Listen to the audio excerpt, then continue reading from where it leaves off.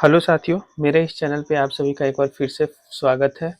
और आज की इस वीडियो में हम 15 अप्रैल 2026 का कुछ सिलेक्टेड और इम्पोर्टेंट करेंट अफेयर्स लेकर के आए हैं। तो चलिए शुरू करते हैं।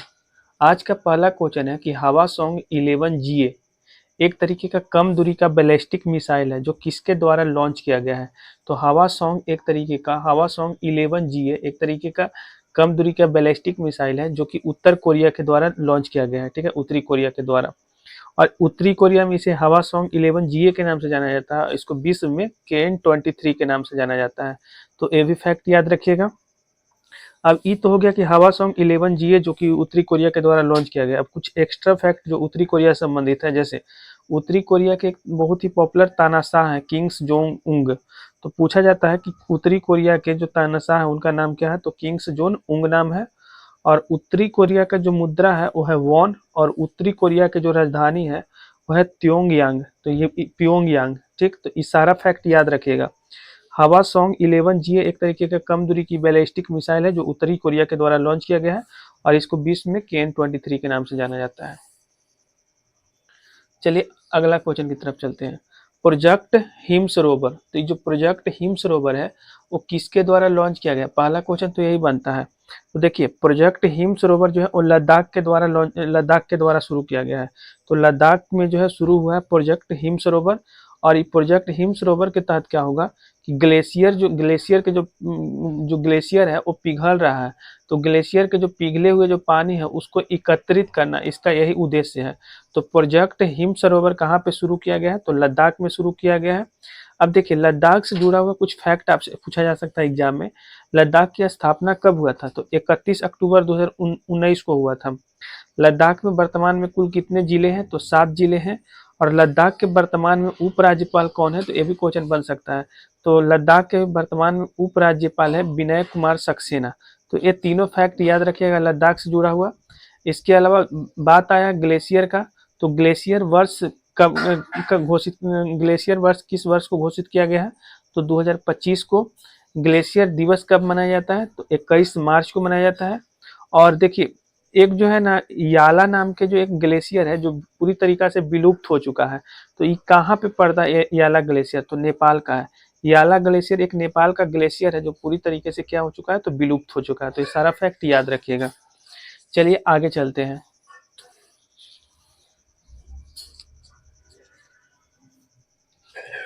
अगला क्वेश्चन है कि IAF ने मेंटेनेंस कमांडर्स कनक्लेव 2026। देखिए, IAF यानी इंडियन एयरफोर्स। तो इंडियन एयरफोर्स ने क्या किया है कि मेंटेनेंस कमांडर्स कनक्लेव 2026 का आयोजन किया है। तो ये जो है IAF के द्वारा जो मेंटेनेंस कमांडर्स कनक्लेव जो आयोजन किया गया 2026 में, कहाँ पे किया गया है, तो महाराष्ट्र के नागपुर में किया गया है। ठीक है, इसका काम क्या है, तो इसका काम यही है रणनीति बनाना और संसाधनों को अनुकूलतम जो है उपयोग करना, इसका मुख्य जो है उद्देश्य है। अच्छा, IAF यानी इंडियन एयरफोर्स के बारे में क्वेश्चन बन सकता है। ये इंडियन एयरफोर्स का स्थापना कब हुआ था, तो 8 अक्टूबर 1932 को इंडियन एयरफोर्स का स्थापना हुआ था। और इंडियन एयरफोर्स के वर्तमान में हेड कौन है, तो अमरप्रीत सिंह। तो ये भी क्वेश्चन बन सकता है। तो ये सारा फैक्ट याद रखिएगा। आगे चलिए। अगला क्वेश्चन है सिक्किम सुंदरी। तो सिक्किम सुंदरी क्या है, तो सिक्किम सुंदरी एक तरीके का कम्युनिटी रेडियो स्टेशन है। कम्युनिटी रेडियो स्टेशन है सिक्किम सुंदरी, जिसको कि इंडियन आर्मी के द्वारा शुरू किया गया है। और इसका जो FM है वो 88.4 है। फ्रीक्वेंसी मॉड्यूलेशन कितना है, तो 88.4। तो याद रखिएगा कि सिक्किम सुंदरी क्या है, एक तरीके का तो कम्युनिटी रेडियो स्टेशन है। किसके द्वारा शुरू किया गया है, तो इंडियन आर्मी के द्वारा। और इसमें FM कितना है, तो 88.4 है। आगे क्वेश्चन है कि भारत के पहले क्वांटम टेस्ट बेड कहाँ पे लॉन्च किया गया है। तो भारत के जो पहले क्वांटम टेस्ट बेड है उसको आंध्र प्रदेश में लॉन्च किया गया है। ठीक, आंध्र प्रदेश में 2 टेस्ट बेड को लॉन्च किया गया है। पहला अमरावती में किया गया है, दूसरा विजयवाड़ा में किया गया है। ठीक है, अच्छा इसका पीछे का उद्देश्य क्या है, जो क्वांटम टेस्ट बेड है इसको लॉन्च करने का उद्देश्य यही है कि विदेशी आयात पर निर्भरता कम करना और स्टार्टअप में मदद करना। तो यही इसका 2 मुख्य उद्देश्य है।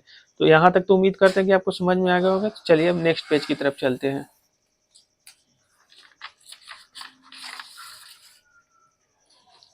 एक मिनट।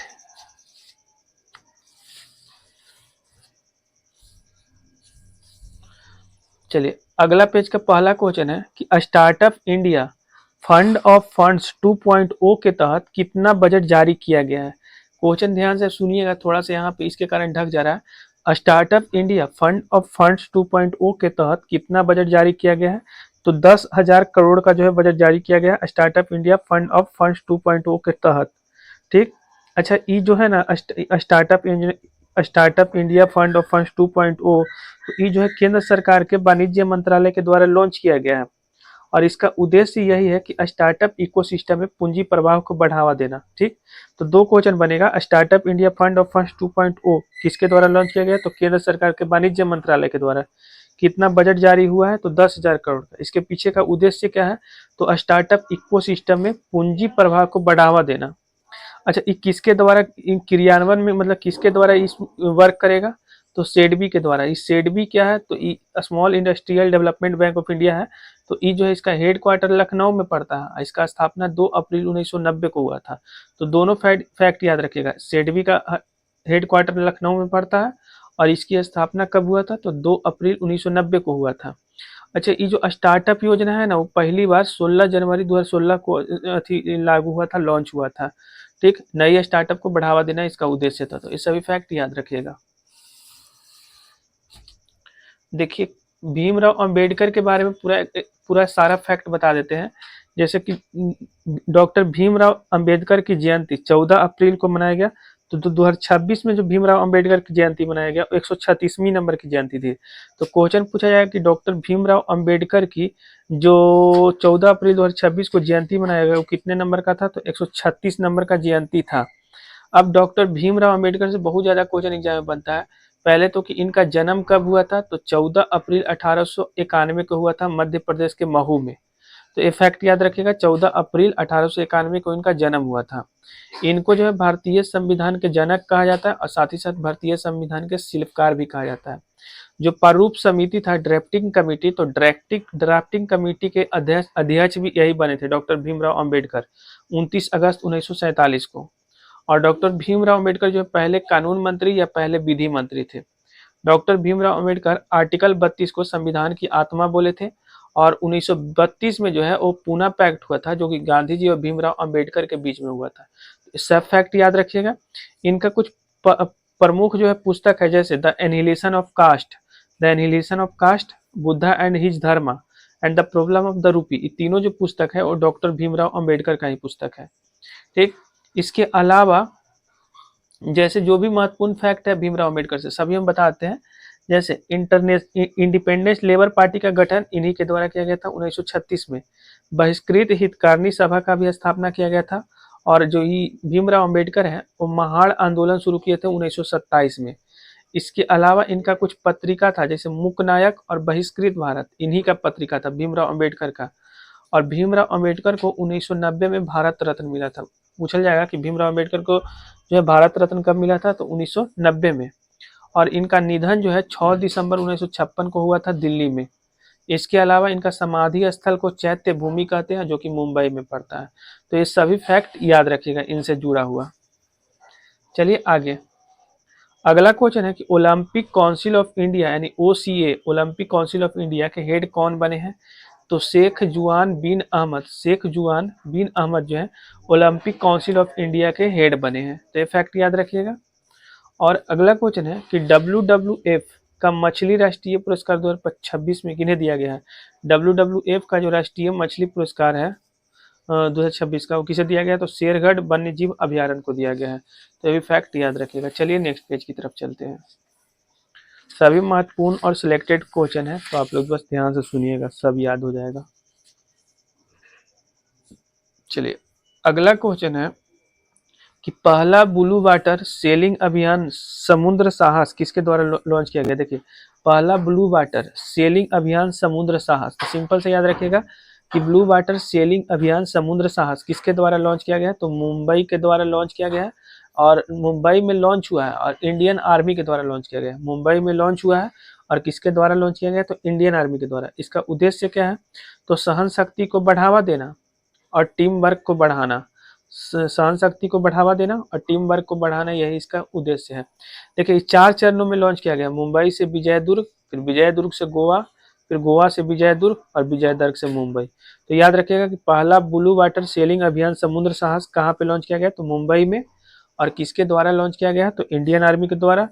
इस कितने चरणों में लॉन्च किया गया, तो 4 चरण में। ठीक, आगे चलिए।